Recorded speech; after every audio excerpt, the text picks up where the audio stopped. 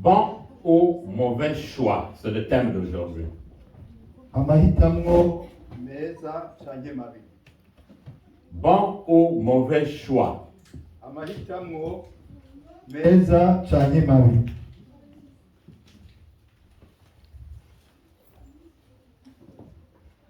Yesu ashimwe. Nous allons nous lever pour écouter la parole de Dieu. Reka duhaguruke kugira twumve ijambo ry'Imana.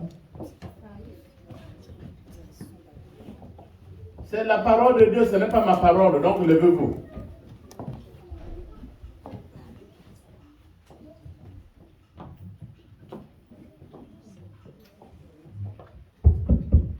Muhaguruke twumve ijambo ry'Imana. Elle est écrite dans le livre. Reka nsabe n'abana bahaguruke kugira ngo tubamenyereze indero nziza. Haguruka. Elle est écrite dans le livre d'Ésaïe, Ijambo ry'Imana ryanditse mu gitabo cya Yesaya chapitre 41, igice ca 41 versets 8 à 12. kuva ku murongo wa 8 gushika ku murongo wa 12. Ésaïe 41, 8 à 12. Yesaya 41 kuva ku murongo wa 8 gushika ku murongo wa 12. Kadusome ijambo ry'Imana. Ndasoma mu izina rya Yesu. Amen. Ndasoma mu izina rya Yesu. Amen. Amen, amen. Ariko weho Isirayeli musabyi wanje, Yakobo uwo natoranije, rubyaro rwa Aburahamu umukunzi wanje. Wewe uwo natoye, nkagukura ku mpera z'isi, nkaguhamagara ngo uve ku mfuruka zayo, nkakubwira nti uri umusabyi wanje, naragutoranyije sinagutaye. Ntutinye kuko ndi kumwe nawe, ntukihebure kuko ndi Imana yawe, nzogukomeza, nzogutabara, mbere nzokuramira n'ukuboko kwanje kw'iburyo kukugororoka kwanje. Abagushaguriye bose bazoteterwa bamaramare, abagutonganya bazocika ubusa baranduke. Abuguhaririza uzobarondera ubabure, kandi abarkurwanya bazocika ubusa bakamangane. Amen. Nous allons nous asseoir. Reka twicare. Et je vous demande de prendre bien soin des enfants. Kandi ndabasabye mufate neza abana. C'est un enseignement que je vous donne. Ni inyigisho ngira ntange. Je ne dis pas que je suis le meilleur, Sindusha abandi, mais vous devez en profiter des enseignements que je vous donne. ariko ni byiza ko mufata nkama inyigisho muhabwa. Il arrivera un temps peut-être que je ne serai plus avec vous, mais les enseignements vont rester. Hazoba igihe nkumbure nzoba ntari kumwe namwe, ariko inyigisho zizosigara. Amina. Alléluia. Alléluia. Amen. Donc, prenez vos calepins et vos bics parce que vous allez noter. Rero mufataho mwandika n'amakaramu yanyu kugira mushobore kwandika. Là où tu as des enfants. Aho uri ufise abana, Les enfants n'ont pas fait le choix de venir dans cette famille. abana nta mahitamo bagize kugira bavukire muri uwo muryango. Alléluia. Amen. Tu te retrouves. Oh, je suis le fils de Mutima François. Ah, ok. C'est une obligation. Wisanga uri umwana wa Mutima François, ni itegeko nacu ukora kubikorako. Yes, Hachim. Amen. L'enfant, ton papa c'est qui? Mon papa c'est Apollinaire. Ok. L'enfant se dit, bon, c'est mon papa, c'est Dieu qui me l'a donné. On ne choisit pas le papa ou la maman. Barakubaza ati papa wawe ninde? Papa wanje ni Apollinaire. Ntabwo yabihisemo, ni Imana yabikoze ko nawe hitamo se, nawe hitamo mama. Tu es de quel pays? Uva mu kihe gihugu? Je suis de Burundi. Ndi Burundi. Ah, ok. On ne choisit pas le pays aussi. Mbere n'igihugu naco hitamo.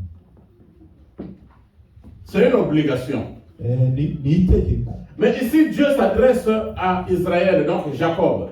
Imana iri kwirabwira Isirayeli yariwe Yakobo. Il dit Israël, Jacob, mon serviteur que j'ai choisi. Celui qui avait choisi Jacob, c'était Dieu. Ce n'était pas une personne qui l'avait choisi. Aramubwira ati Isirayeli Yakobo mukozi wanje natowe. Bivuga ngo wari yatoye Yakobo ariwe Isirayeli. Vous savez qu'aujourd'hui, il y a des femmes qui regrettent dans des foyers. Il y a des maris qui regrettent dans des foyers. Ils se disent, est-ce que c'est vraiment la femme que j'avais choisie? Ou est-ce que c'est le mari que j'avais choisi? Ou c'est le diable qui me l'avait donné? Et j'entends des choses. Uno munsi hariho abubatse usanga bamerewe nabi mu ngo gushikaho umugore yibaza ati ni wa mugabo nahitamwo canye ni wa mugore nahitamwo canye ni satani yamumpaye kuko numva ibintu byinshi. Il se peut que quand vous avez fait le choix, tu avais aimé l'homme parce qu'il était beau, parce qu'il s'habille bien, parce qu'il a une voiture. Bishoboka yuko igihe wagira amahitamo ugahitamo umugabo wawe wamuhisemo kuko ari mwiza mu maso, yambara neza, afise imodoka cyangwa ibindi. Je vous donne deux verbes aujourd'hui, le verbe avoir et le verbe être. Ndabahaye amungana abiri cyane. Avoir c'est ce que tu as et être c'est ce que tu es. Ibyo ufise nico uri. Aujourd'hui, beaucoup de gens s'attachent au verbe avoir. Je l'aime parce qu'il a une voiture. Je l'aime parce qu'il a des papiers. Je l'aime parce qu'il a une maison. Or, on doit aimer parce qu'il est tel qu'il est, le verbe être, et non le verbe avoir. Yes, ashimwe. Uno musa mahitamo y'abantu ahagaze kuki umuntu afise apana icyo umuntu ari. Ndamukunda kuko afise imodoka, ndamukunda kuko afise impapuro, ndamukunda kuko afise amazu. Ariko wari ukwiye kumukunda kubera icyari. Beaucoup de gens regrettent aujourd'hui. Benshi baricuza uno munsi. Mais pour ceux qui sont dans des situations difficiles, même dans des familles, ne regrettez pas. Il y a celui qu'on appelle le réparateur de brèches. Jésus-Christ de Nazareth, c'est celui qui vient vous mettre l'harmonie. Ariko hari abantu benshi bicuza uno munsi, ariko ndababwira mwebwe mwicuza nimukomeze kwicuza kuko hari uwo bita uzibira ibihengeri uwugara hahandi hugurutse ariwe Yesu Kristo w'i Nazareti. Il appelle Jacob mon serviteur. Yita Yakobo umukozi wanje. Il dit que j'ai choisi. Kandi nitoreye. Le problème aujourd'hui, il y a des gens qui ne sont pas des serviteurs de Dieu, c'est-à-dire que Dieu l'a pas choisi, il s'est fait choisir lui-même. C'est ça le problème dans les églises aujourd'hui. Hari abantu batahiswemo n'Imana biyita abakozi b'Imana, Imana itabahamagaye ngo bihamagaye. Niyo ngorane nini ihagaze mu rusengero no munsi. Oh, c'est Dieu qui avait choisi Jacob. Ariko ni Imana yari yahamagaye Yakobo. Il dit toi tu es la race d'Abraham. Aramubwira ati wewe uri ubwoko bwa Ibrahimu. Mes frères et sœurs, vous qui êtes ici, vous aussi vous êtes de la race d'Abraham. Parce que Abraham est notre patriarche dans la foi. Namwe ndababwira basore bakobwa bagabo mwese n'abari ngaha namwe muri ubwoko bwa Abrahamu kuko Abrahamu niwe sogokuruza wacu mu kwizera. Jacob avait déjà le combat dès le commencement. Yakobo yari yaronse intambara kuva bigitangura. Le premier ennemi de Jacob c'était son frère Esaü. Umwasi wa mbere wa Yakobo yari mwene nyina Esau. Mais Malachie chapitre 1 verset 1 à 3. Muri Malakiya igice cya mbere kuva ku murongo wa mbere gushika ku wa gatatu. Malachie chapitre 1 verset 1 à 3. Malakiya igice cya mbere kuva ku murongo wa mbere gushika ku wa gatatu. La Bible nous dit que Dieu avait choisi Jacob à la place de Esaü et Dieu avait haï Esaü.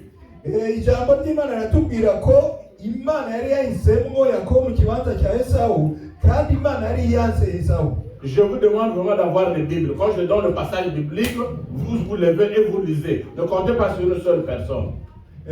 Ndabiginga kandi mwese kuba mufise za Bibiliya. Iyo mvuze umurongo ni byiza ko muhaguruka mwese murondera mugasoma niba ari umuntu umwe gusa ashobora gusoma. Peut-être que je vous ai trompé. Nkumbure n'abahezi. Je dis amen, vous aussi amen, vous partagez ça dans la tête. Parce que vous n'avez pas lu la Bible. Nkavuga mina namwe mukavuga mina mugatwara bya bindi nababwiye kandi atari byo kubera ko mutafise Bibiliya. Qui peut le lire? Nineyo dusomera. Malachie chapitre 1 verset 1 à 3. Malakiya igice cya mbere kuva ku murongo wa mbere gushika ku murongo wa gatatu. Yeah. This is the message from God. This is the message that the Lord gave Malachi to tell the people of Israel. The Lord says to his people, I have always loved you, but they reply, how have you shown your love for us? The Lord answers, Esau and Jacob were brothers, but they have loved Jacob and his descendants, and have hated Esau and his descendants, have devastated Esau's hill country and abandoned the land to jackals. Alléluia. Amen. Je peux le lire en Kirundi ou Kinyarwanda. Ou en français. Amen.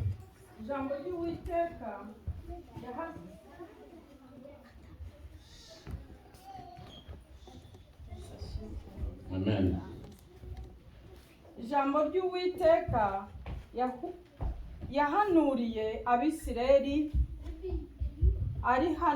arihanuriye Malaki, aritumwe na Malaki. Mbabarire nsubiremo. Ijambo ry'Uwiteka yahanuriye Abisirayeli aritumye Malaki. Narabakunze niko Uwiteka avuga. Nyamara murabaza muti wadukunze ute? Ni ikibazo.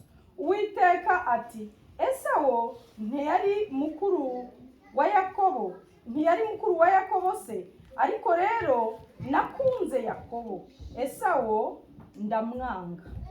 Imisozi ye nyihindura amatongo, gakondo iye nyiha imbwebwe nazo zo mu kidaturwa. Amen. Yes, Hashima. Il a dit que j'ai choisi Jacob à la place et j'ai haï Esaü, n'est-ce pas? yavuze ko nahisemo Yakobo mu kibanza cya Esayu kandi nakunze Yakobo ya Esayu ndamwanga. Alléluia. Je suis en train d'apprendre le Kirundi et Kinyarwanda. Un jour, je vais parler mieux que vous et lire bien la Bible mieux que vous. Nuko ndiga Ikirundi n'Ikinyarwanda umunsi umwe nzozwa ndakivuga kandi ndagisoma ku basuhuza. Alléluia. Amen. Oui, mais que Dieu vous bénisse, vous qui êtes en train de lire la parole de Dieu, c'est très bien. Vous qui êtes en train de lire la parole de Dieu. Ce sont des questions que les gens se posent. Un Dieu. Pourquoi il peut haïr Esaü et aimer Jacob? Pourquoi il peut aimer un tel et ne pas m'aimer? La réponse, nous allons partir dans Romains. En tout cas, ouvrez vos Bibles. Nous allons partir dans Romains, chapitre 9, verset 13 à 16. Vous allez comprendre pourquoi. Romains chapitre 9, verset 13 à 16. C'est là où est la réponse.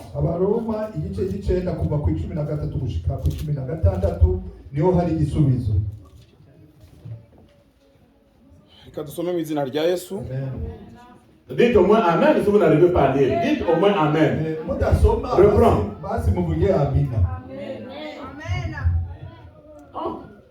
Nawe yabwiwe ngo umukuru azaba umugaragu w'umuto, nk'uko byanditswe ngo Yakobo naramukunze naho Esau naramwanze.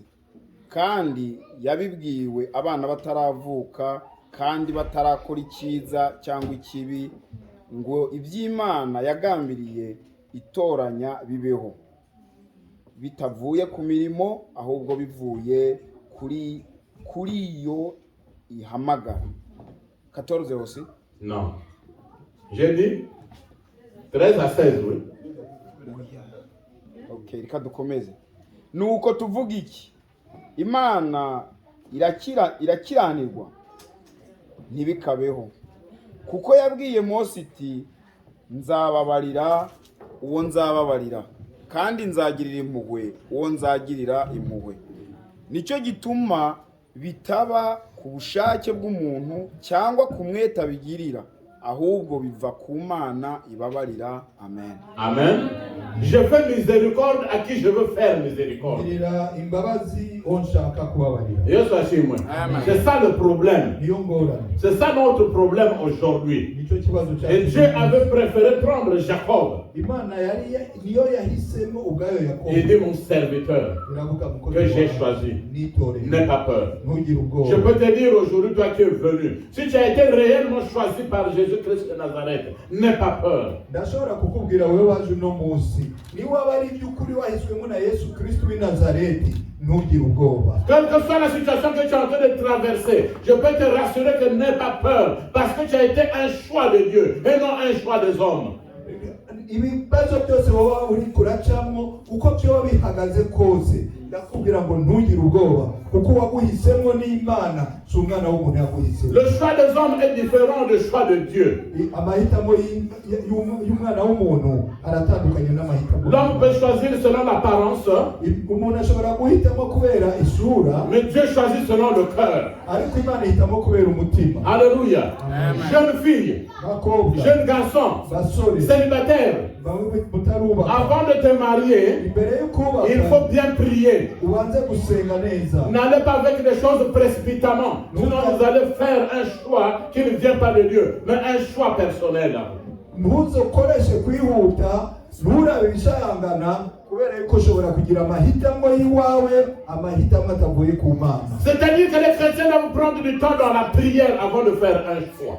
ni ukuvuga yuko abatarubaka bategereje gufata umwanya ukwiye w'amasengesho imbere yo kugira amahitamo yabo. Même les amis que vous voyez dans la rue, il faut bien prier pour que Dieu mette les bons amis dans votre rue. Car il y a des amis qui peuvent rentrer dans ta vie pour détruire ta vie, pour détruire ta famille.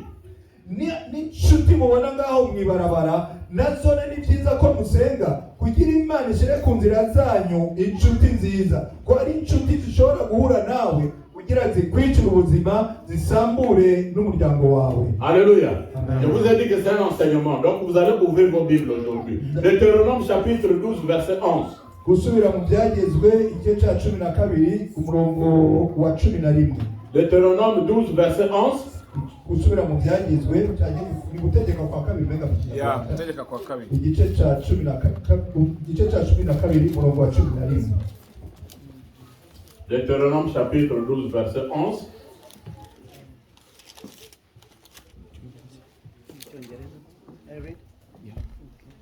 Deutéronome chapitre 12 verset 11.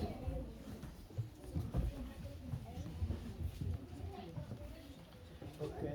Deuteronomy chapter 12, verse 11. The Lord will choose a single place where. Okay.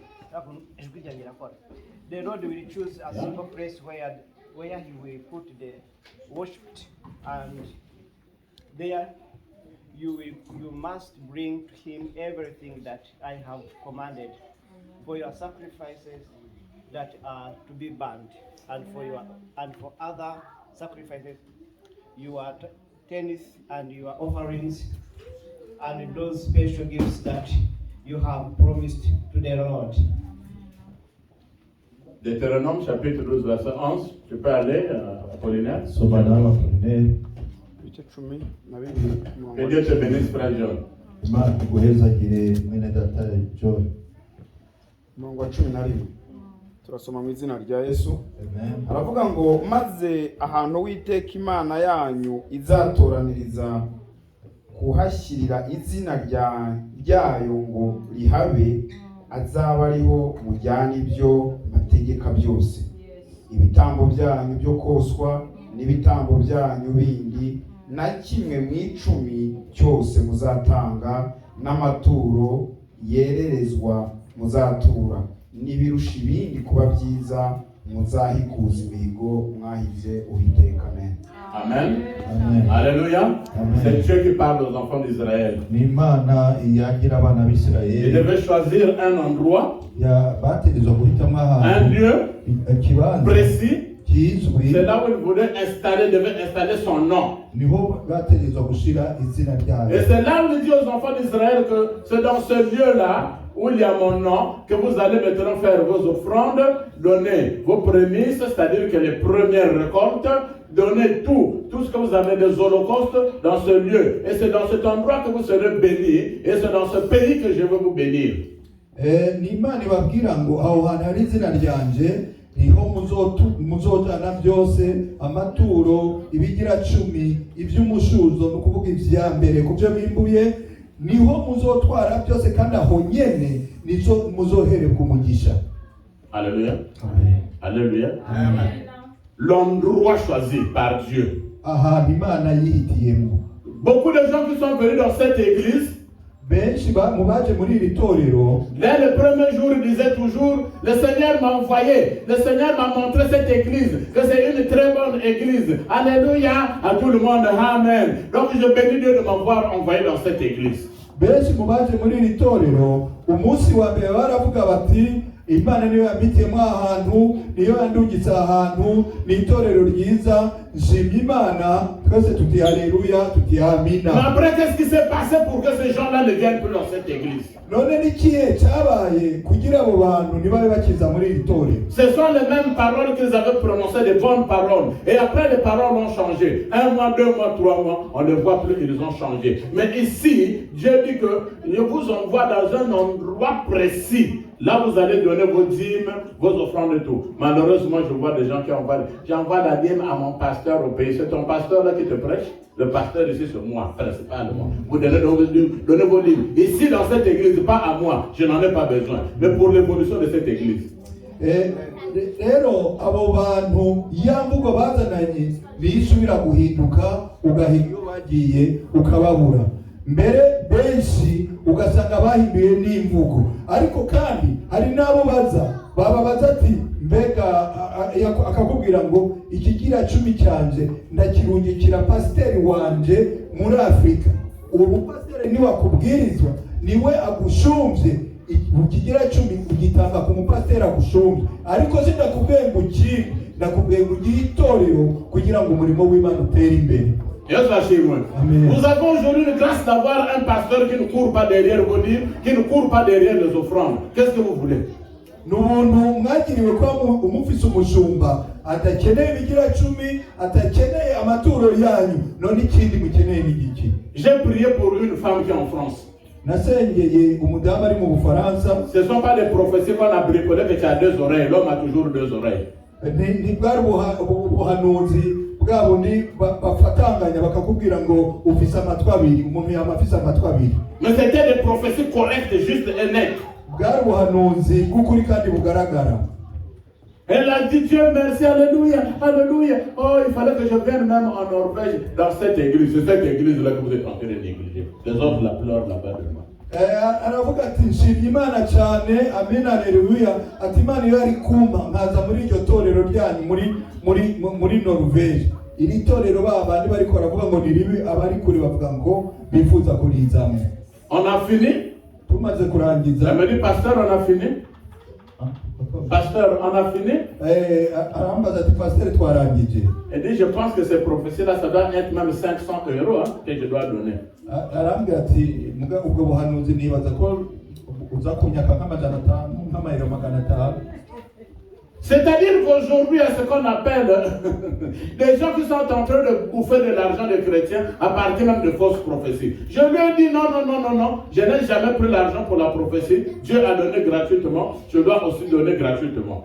Nukuvuga ko ari abantu uno munsi mbere bakoresha n'ubuhanuzi butari bwo kugira ngo baronke indonyi, baronke amafaranga. Rero ndamubwira nti ntabwo jewe amafaranga kuko Imana yamereye ubuntu, nawe ni wakirira ubuntu. C'est vrai ce que vous dites, pasteur? Arambaza ati nibyo. Je dis mais c'est une réalité. Ndamubwira ariko uko niko kuri. Ici, il y a ce qu'on appelle consultation prophétique, comme les médecins à l'hôpital. Avant de te consulter prophétiquement, tu dois d'abord payer de l'argent. Mais vous en avez gratuitement ici. Rero hariya hariho consultation mu Kirundi ni nka kugiye kwa muganga gupimwa, gusuzumwa. Hariho isuzuma ry'umuhanuzi, ubanza kuriha amafaranga y'isuzuma. Yesu ashimwe. Amen. Yesu ashimwe. Je suis fier d'être dans cette église. Uranezero wumva unezero nuko wa muri rino tori. C'était le choix de Dieu. Yari amahitamo y'Imana. Alléluia. Amen. Je suis le seul qui parle lingala ici. Ndumva avuga iringara ngaha. Donc en réalité, ça ne devait même pas me plaire. Je devais aller chez mes amis qui parlent lingala. Mu bisanzwe ntivyategeza kunyohera nategeza kugenda Mais le choix de Dieu n'est pas le choix des hommes. ariko amahitamo y'Imana siyo mahitamo y'umwana. J'étais au nord. Nari muri noro. J'avais après Pardon, papa, oui. Après avoir reçu les papiers, on m'avait demandé où est-ce que tu vas aller. J'ai dit je vais à Narvik. Il dit ok. Ils sont rentrés pour faire donc envoyer à Narvik. Curieusement, quand maintenant la réponse vient, c'est Bergen. Yes, Amen. La femme qui était en train de me consulter a dit oh, je ne comprends pas, mais c'est un miracle. Tu avais demandé Narvik. Est-ce que tu as quelqu'un à Bergen? J'ai réfléchi, j'ai dit oui. C'est qui? J'ai dit c'est un frère à toi. J'ai dit non, plus qu'un frère. Il s'appelle Jésus-Christ de Nazareth.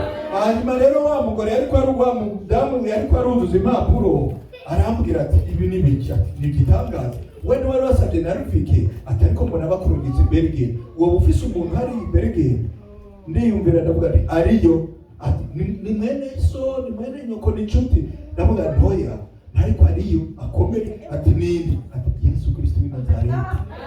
Et quand je suis arrivé à Bergen, il y a eu des églises qui m'ont consulté. Et qui continuent à me consulter dès aujourd'hui. Il y a des ceux qui m'ont proposé même des salaires. Mais Dieu m'a envoyé à Bergen. J'avais compris une chose. Ce n'est pas pour aller ailleurs. C'est pour que je vienne donner le message dans cette église. Yesu ashimwe. Quel que soit le nombre de personnes, je suis venu les trouver, ils n'étaient pas plus de 10 chrétiens dans cette église. On ne change pas l'histoire. On ne falsifie pas l'histoire, c'est une réalité. Je ne dis pas que je suis le meilleur. J'étais même dessus, je dis Seigneur, tu m'envoies dans une telle église, il n'y a que 10 personnes.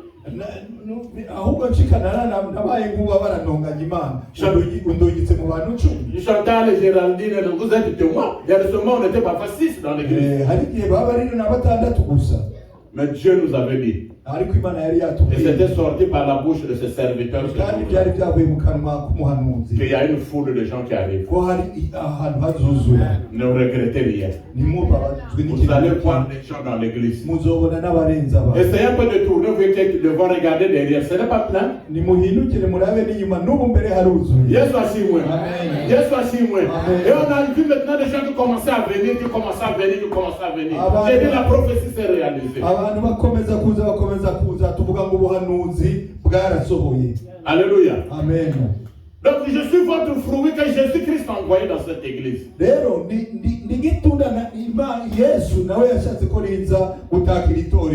choix de Dieu n'est pas le choix des hommes.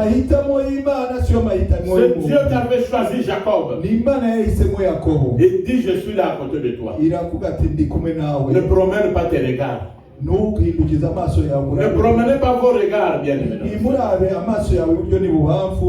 Ne vous effrayez pas. Dieu a dit à Jacob que je ne veux pas le retirer de toi.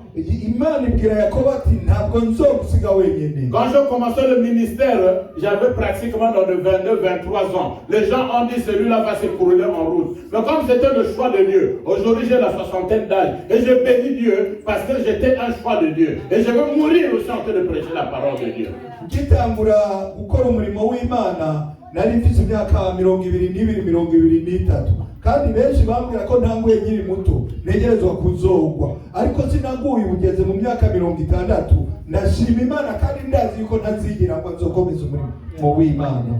Dès lors que tu deviens un choix de Dieu, mu gihe ubaye amahitamo y'Imana, tes combats ne sont plus tes combats, mais ça devient le combat de Jésus-Christ qui t'a envoyé. intambara zawe nizikomeza kuba intambara zawe zibuka zikaba intambara za Yesu. Car il a dit à Jacob que je vais te soutenir par ma main droite. Kuko yarabwiye Yakobo ati nzogushigikira nzogushikamika n'ikiganza cyanjye cy'iburyo. Je veux confondre tes ennemis. Abagenzi bawe nzobateza kutasobanukirwa. Alléluia. Amen. Je veux confondre tes ennemis. Nzobateza kutagusobanukirwa. Je veux les réduire à zéro, à néant. Ndabacuruza. Et dit, les ennemis que tu vois, Aravuga ati abo banzi ubona tu ne les verras plus. ntuzosubira kubabona. Tu ne les retrouveras plus. Naba ntuzosubira Tu ne kubabona. les retrouveras plus. Naba uzosubira Toi kubona. qui as été un choix de Dieu, Wewe uri amahitamo y'Imana. justement, tu dois avoir des combats dans ta vie. Utegereza kugira intambara mu buzima bwawe. Parce qu'on ne peut attaquer que celui qui a été choisi par Dieu. Ce sont les gens qui n'ont pas été choisis par Dieu qui font la guerre à ceux qui ont été choisis par Dieu. Kuko abagirwa kw'ibitorero nabahiswemo n'Imana kubera yuko ababatera nibo abandi Imana itahisemo. Il dit que tous ceux qui te cherchaient querelle, tu ne verras plus. Aravuga ati babandi bakurondera ko intambara ntabwo uzosubira kubabona. Tous qui te cherchaient la guerre, il n'y aura plus de guerre. Je suis avec toi. Abakugwanya bose ntabwo uzosubira kubabona n'Imana yawe. Si réellement tu es avec toi, dis Amen là où tu es. Niba Imana yaraguhisemo uzi ko ari Imana yaguhamagaye vuga ati amina aho. Yesu ashimwe. Yesu ashimwe. C'était le choix de Dieu. Yari amahitamo y'Imana. Nous avons un problème. Dufise ikibazo kimwe. Avant de faire un choix, Imbere yo guhitamo nous ne prions pas bien. nidusenga neza. Nous ne prions pas bien. Nidusenga neza. Actes des apôtres, Ibyakozwe n'intumwa chapitre 9, verset 15. igice cy'icenda Fouillez vos Bibles, na Actes. gatanu. Il y a Acte 9, 15. Ibyakozwe n'intumwa igice cy'icenda umurongo wa 15. Je veux prier mon Dieu, le Dieu d'Abraham, d'Isaac et de Jacob. Même là, vous êtes dans vos maisons. La nuit, tu vas te réveiller, tu ne sais pas, tu vas fouiller toute la Bible en train de lire. Quel esprit de lecture de Bible vous atteigne? Nzosenga Imana kugira ngo naho muzoba muryamye muze muri kangura musoma Bibiliya. Umwuka wo gusoma Bibiliya reka ubasange uno munsi. Yeah, parce que les chrétiens d'aujourd'hui ne lisent plus beaucoup la Bible. On est là à l'internet. À l'internet, on peut te dire qu'il faut lire dans Matthieu 29 pendant que Matthieu n'a que 28 chapitres. Abantu buno munsi ntibagisoma Bibiliya. Uno munsi biraba ibintu kuri internet. Ariko kuri internet muzosangaho n'ababwira ngo musome muri Matayo 29 kandi ataho hari 28. Donc acte 9, verset 15. Apollinaire, tu peux aller? Le micro là fait problème. Hein? Vous pouvez dire sans micro fortement. Acte chapitre 9, verset 15. Ibyakozwe n'intumwa igice cy'icenda umurongo wa 15. Okay, the Lord said to him, "Go, because I have chosen him to serve me, to make my name known to Galatians and kings that are the people of Israel." Alléluia. Also, 9, verset 15, juste 15. God bless you, my friend. thank you. You finish? Yeah. Okay, it's okay. Reka dusome mu izina rya Yesu. Amen. Umurongo wa 15. Aravuga ngo umwami aramusubiza ati genda kuko uwo muntu ari gikoreshwa nitoranirije ngo yogeze izina ryanjye imbere y'abanyamahanga n'abami n'Abisirayeli. Amen. Amen. Oui, c'est Jésus-Christ qui parle là. Aha ni Yesu avuga. Il s'adresse à qui? Abwira Il nde? s'adresse à Ananias. Abwira Ananiya. Il dit va chercher un monsieur qu'on appelle Saul de Tarse. Genda urondere umuntu yitwa Sawuli. Ananias a eu peur. Ananiya agira ubwoba. Je connais ce monsieur, il était brigand, il pouvait tuer même quelqu'un. Aravuga ati uwo ndamuzi n'umwicanyi mubi.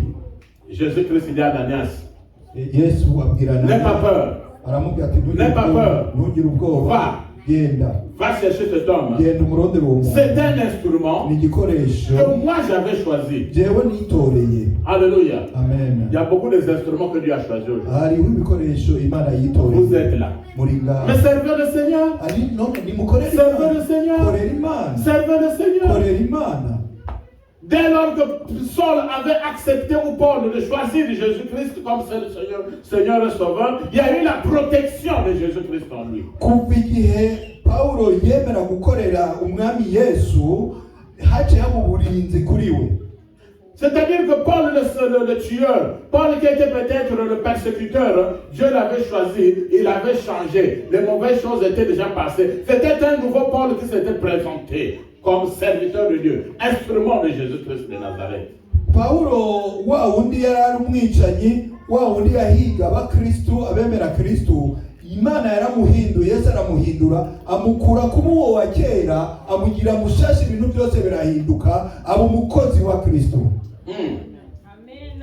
Un instrument. Igikoresho. Si tu prends aujourd'hui, même le micro que j'ai, Ufashe uno munsi nk'iyi mikrofise, oui, c'est un instrument de communication. ni igikoresho kugira ngo twumvikane. L'instrument ne pourra jamais dire je suis fatigué, laisse-moi. C'est moi seulement qui dois enlever l'instrument et le déposer. Iki gikoresho ntigishobora kumbwira ngo narushe nkura unduhure. Oya, ni jewe hageze ndagikura nkagishirira. Or nous avons un problème aujourd'hui, nous les instruments de Jésus-Christ. Ariko dufise ikibazo no munsi twebwe ibikoresho bya Kristo. Pour faire l'œuvre de Dieu, il faut qu'on te l'ordonne, il faut qu'on vienne te prendre, il faut qu'on t'appelle. Est-ce que tu es un vrai instrument ou un faux instrument? Ukugira ngo ukore umurimo w'Imana, uno munsi nimaka bakubembereze, baze kukurondera, baguhamagare, bahendahende. None uri igikoresho kizima cyangwa uri igikoresho cya pirate? Bon ou mauvais choix?